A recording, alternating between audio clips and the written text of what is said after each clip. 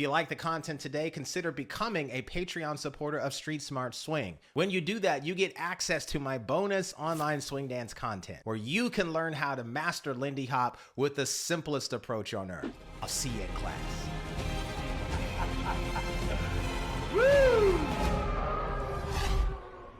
Jamin here. Make sure you subscribe below. This time we are going back to the ILHC event. I'm going to be taking a look at an open solo jazz Charleston finals. What's really interesting about this level, it's a weird dichotomy. You have brand new dancers who are either learning from teachers what those solo jazz movements are.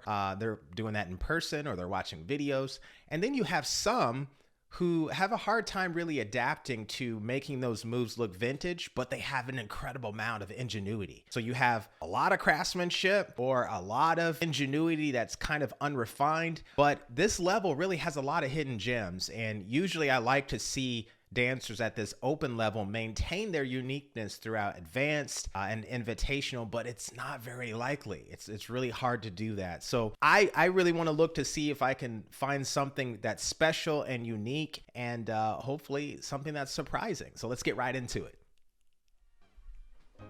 Here we go. Here we go. Move over a little bit. Argentina, Eugenia. Chase away those doggone blues. Oh yeah, 'cause we're going to town. Listen to me and don't lag, 'cause a hot time. Okay, this is a really good example of a dancer at the open level who has no trouble understanding why the moves look solo jazz. This is beautiful. And I will say I do like her uniqueness in her movement.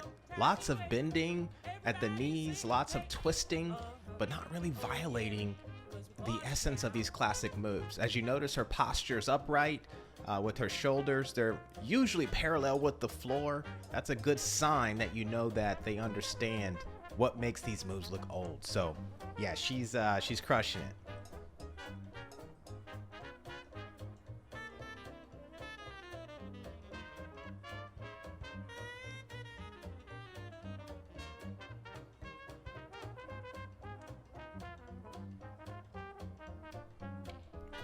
Yeah, like those level changes like that. Still looks great, and it still looks controlled. All right, Seba from Chile.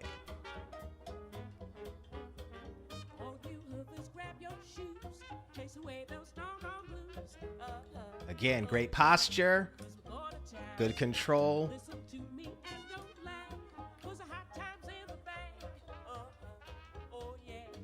What I'm liking a little bit more about this dancer is there is a lot more differentiation with the individual moves.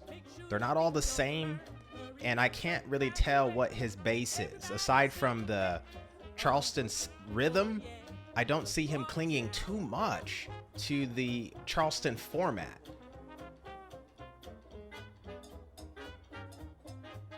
I'm seeing a lot of authentic jazz. A lot of different moves. This is good.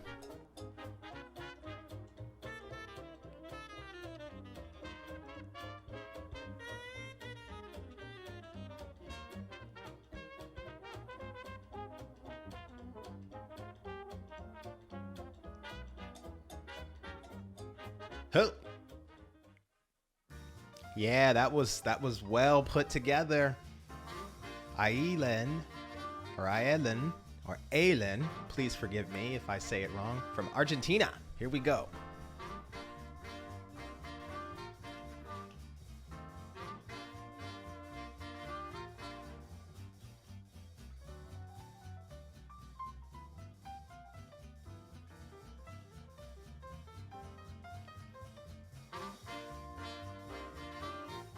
Again, a great example of control in the upper body. All three of these last dancers have nailed what I usually look for at the open level. And I saw dancers in the advanced level that had trouble with this. This is amazing. I think these three dancers so far should most likely be in a higher level for competing in solo jazz. What I really like about her is just the overall essence of her personality and the control of the moves.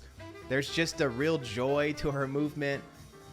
And I think, honestly, when I'm watching this, I would probably prefer her doing this set to a slower song. I feel like it's just a bit rushed for her type of personality that I'm seeing. And I think her set would have been more enhanced to a slower paced song. All right, Leandro from Argentina. I believe it was Argentina. Last time I said Greece on someone, I can't remember who it was. It just went by so fast. So please forgive me if I get your country wrong. It's a pretty dope background. I like that.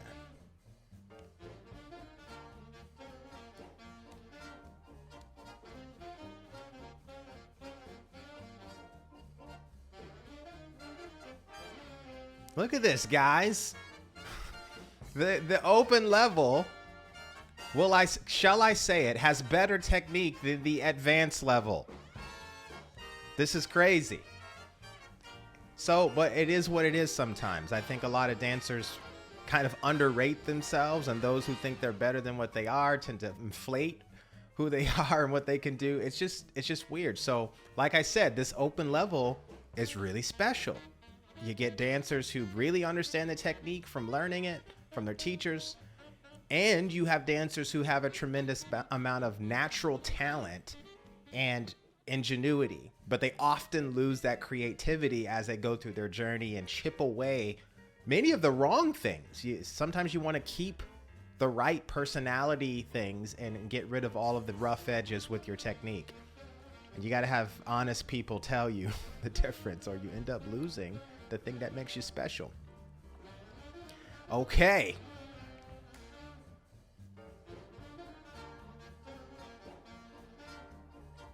I didn't get this dancer's name, so someone tell me in the comment section.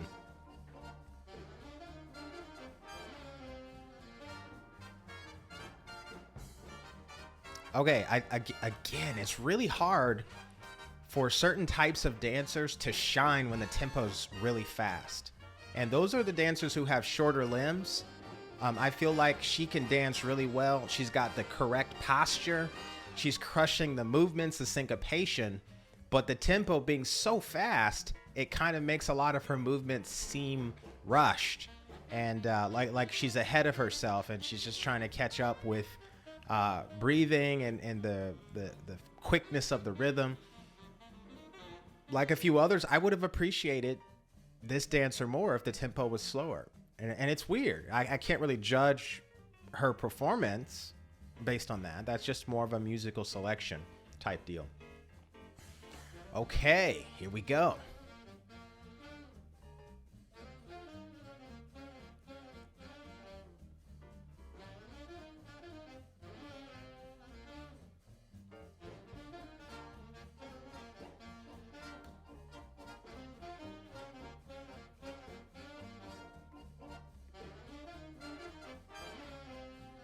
Again, this dancer would shine more with a tempo a little slower.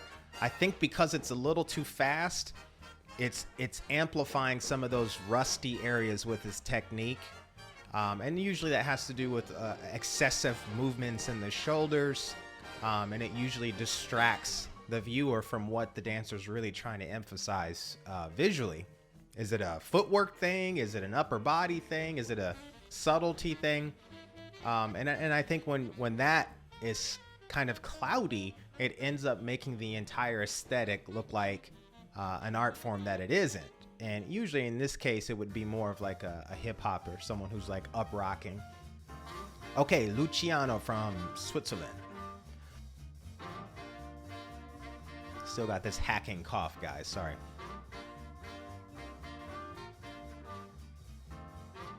Okay, this dancer is comfortable at this level. Look how quiet his upper body is. And footwork's all there.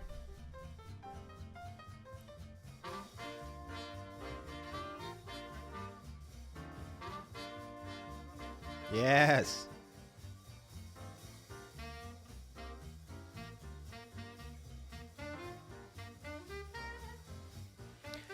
What's interesting about this one is I think this dancer is phenomenal with his control and his quick syncopations with his lower body. But I think the arrangement of the choreography isn't as good as it should be for for what he can do. And I think sometimes that's just the way it is. Sometimes you get a song that doesn't match your style and preference of how you like to arrange the moves. And I think he would have shined more if he had a different set. Hammer from China.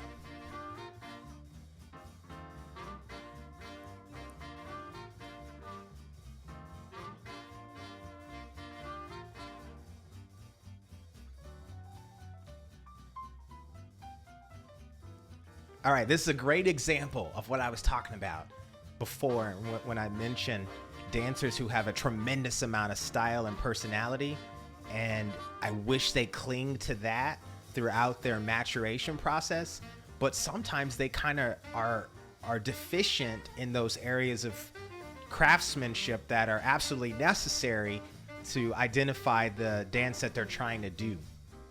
And in this case, I really hope this dancer continues to keep her personality, but also refine and chisel out those areas that are hindering her from really shining in a solo jazz context.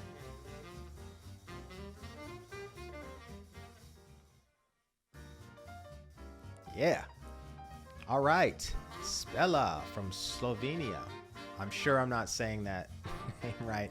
That little S sign, I'm not familiar with that with American English, so please forgive me.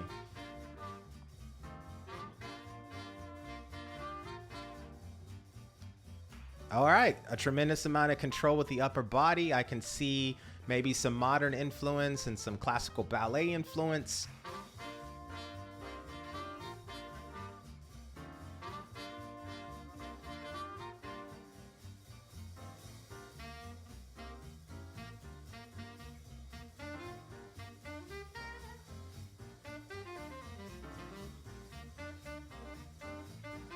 Okay, this is a great example of, again, the tempo needing to be a better fit for this dancer. I think she would have shined a little more for me if it was a little slower. As you can see, her personality on her face, not super expressive per se, but the song level seems to be really exuberant and exciting. So you can kind of see a contrast there that pulls you away from what she's doing emotionally. So Hussein from the United States, here we go.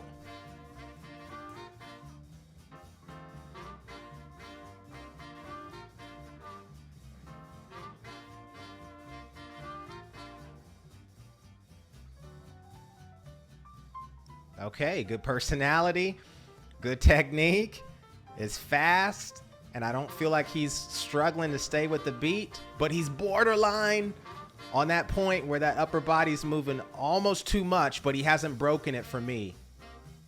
Yeah, especially that fancy footwork there says a whole lot. Hands on the hip, one hand, doing familiar footwork, but diversifying those small elements in the dancing make you stand out. This is good.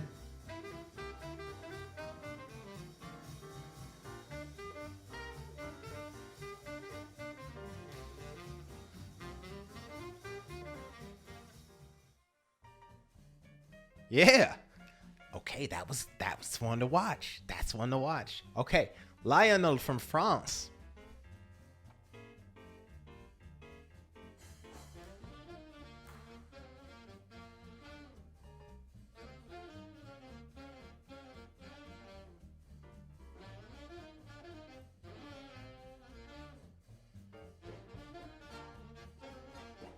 Great rhythm. All right, so if I were to look at a silhouette of this dancer, I wouldn't be 100% certain that this was vintage solo jazz. And I think, again, it's the how the posture of the upper body is moving. I would almost put a James Brown song on and feel like he was doing, preparing to go to the floor to do some break dancing. Nothing wrong with that, but in this competition, I'm looking for vintage, guys. I'm looking for solo jazz, authentic jazz, and we have to know why it looks that way, and we have to do more than just know why. We have to be able to execute that part. When we think about it, that's That's what our ancestors did. That's their stuff. That should be easy for us. That was 75 years ago. So at minimum, we got to nail that, guys. Santiago from Argentina. Man, Argentina's in the house. You guys are like representing. Oh yeah, 'cause we're going to town. Listen to me and don't lag, 'cause the hot time's in the bank. Oh yeah, 'cause we're going to town. Okay, beautiful posture. Gather round, there's nothing to learn. Better turn your temper down. Make sure your feet don't burn. Hurry up, no time to wait. Everybody syncopate. Oh yeah, 'cause we're going to town.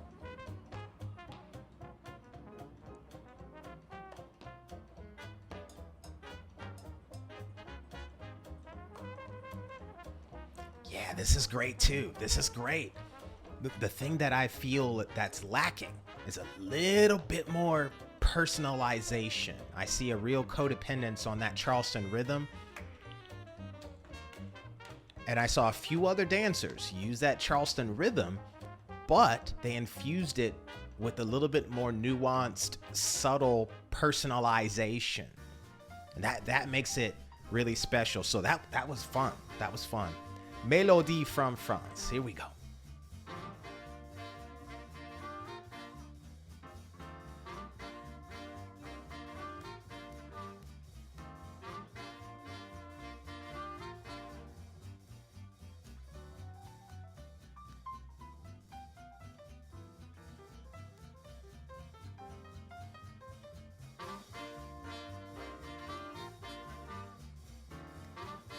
Okay, again, this is a good example of the tempo not being this dancer's strength. I can see a lot of opportunity here if this song was a little slower. And I feel like this dancer's posture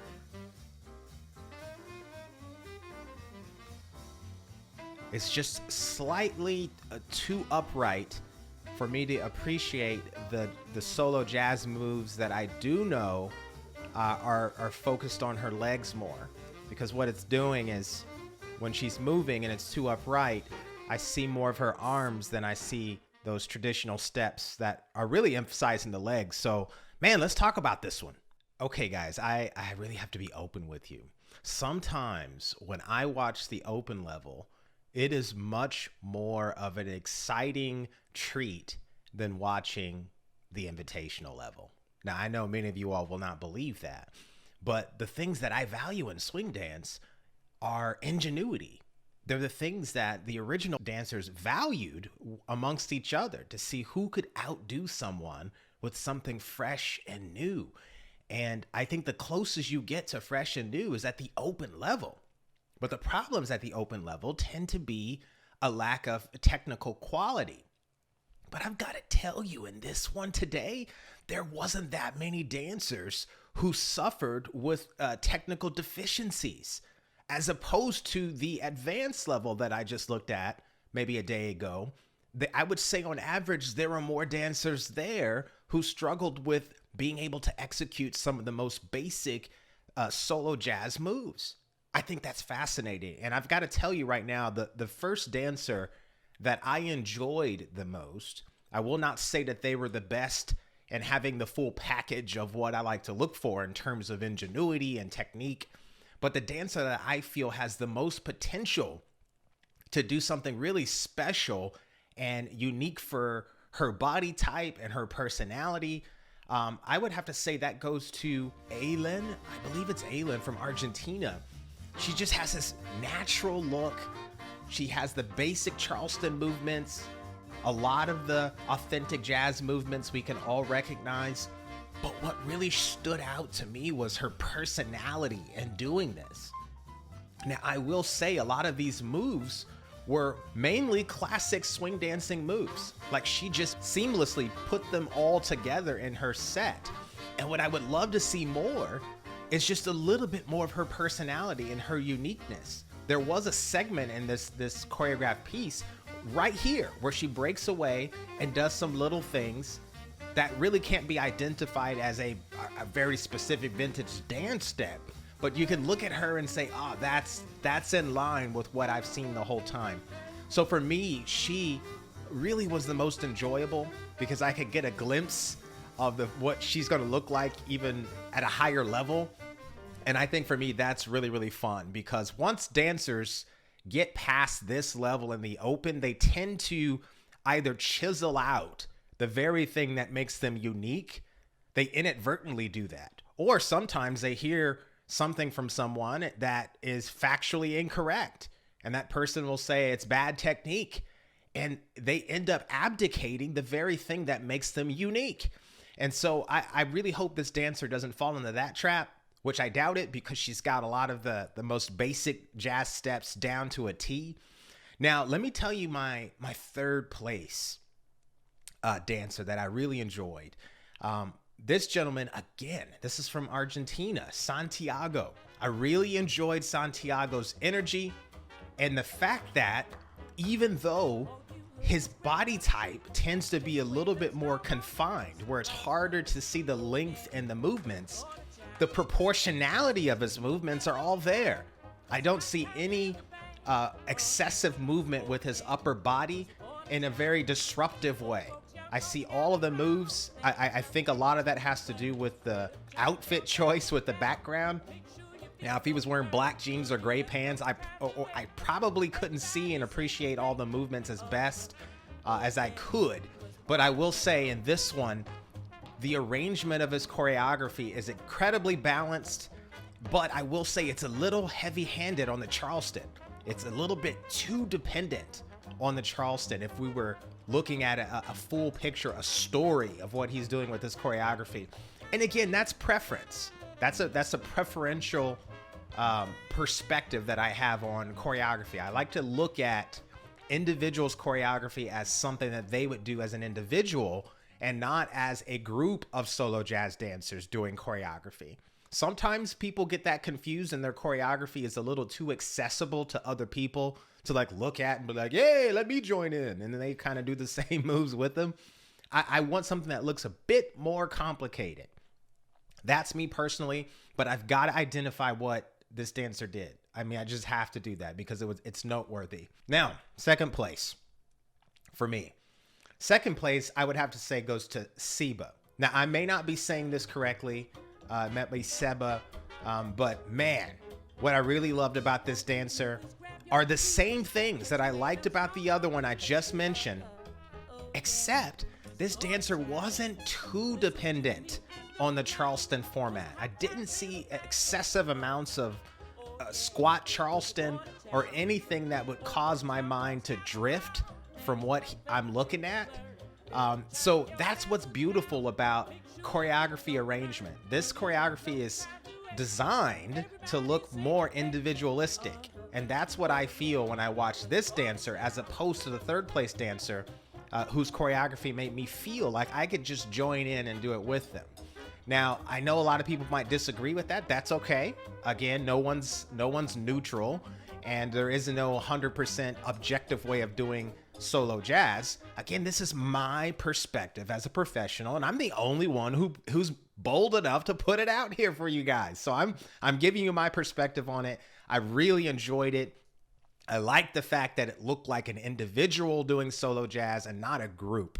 Now, my first place goes to Hussein from, I believe it's the United States. I can barely see it. Yes, it is. The U.S. Hussein. Now, what he has is what I call the American attitude.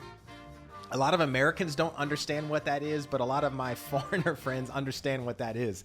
And he's not asking permission to be unique. I see fearlessness when it comes to those nuanced personality attributes that a lot of times people tend to fake. They watch a vintage clip and they try to imitate someone's hands gestures and their personality in their face, and it just looks a little too shallow. It doesn't look like it's authentically coming from them. But whenever I saw Hussein doing rapid footwork and really selective movements, I didn't see him trying to imitate someone else. I see personality, I see distinction, I see order, I see a lot of control with his upper body, but most importantly, I see ingenuity. I see someone who really grasps a hold of this spirit of what solo jazz is all about. And that is being able to amplify who you are with a common foundational structure in such a way where you stand out. So big shout out to him. I think he had all of those attributes that I look for in a solo jazz competition. Now, everybody, in my opinion, in this competition, maybe one or two, but everybody in this competition should have been in the advanced level. At bare minimum, I will tell you, they should have been in an advanced level. And I've judged all around the world, and what I saw in this competition really proved to me that the level of understanding at the open level in terms of being able to execute solo jazz moves was clearly there. Clearly there, more so than many of the dancers in the advanced level.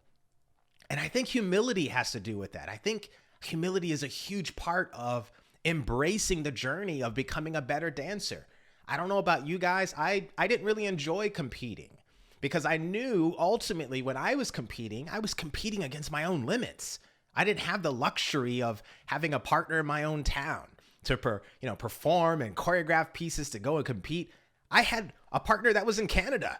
How are we going to meet? How are we going to choreograph it? So I couldn't do that. I had to work by myself, and imagine having a partner with me and meeting up with that partner at an event and working for an hour here and an hour there and ending up winning first place.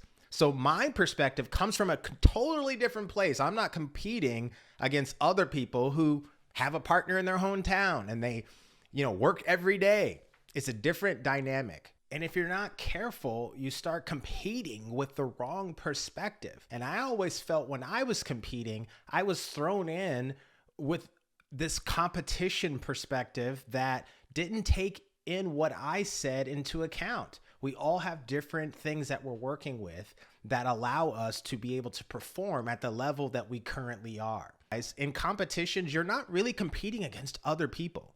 You're being assessed in a group, but ultimately you are competing against the best version of yourself. And as I said before, I had to compete against the best version of myself, which was no partner, no opportunity to develop ideas over time. Everything had to be fast, it had to be quick, and it was incredibly pressurized because of the limits that I have, not having all of my partners living in the same town. So when you judge yourself, look at your unique situation. Don't compare yourself to other dancers and think, man, if I just, if I was doing their moves, I would be so much better. You got to look at your situation and look at the cards that you're dealt with. A lot of people have different scenarios that allow them to cultivate their swing dancing skills, maybe more rapidly than you. And some of them are probably developing those skills in a more pressurized environment where they may not have all of the benefits that you have. So try not to compare yourself too much to others, but look at where you've come from. Look at the time that you have. Look at what you've been able to accomplish at your level. So big shout out to all of you dancers in this open level. My opinion, all of you were in the advanced level at bare minimum. And I'm just saying that for what it is and what I look at as a professional. So let me know what you guys think about this competition in the comments section. Who do you think has the greatest potential to be unique in the future? That's the question. Who do you think out of all these dancers has what it takes to get to a higher level and yet maintain their uniqueness? I want to see what you guys think about that in the comment section below. If you haven't started doing these types of competitions, I encourage you to do it. Put yourself out there in front of people, preferably, to see what you can do.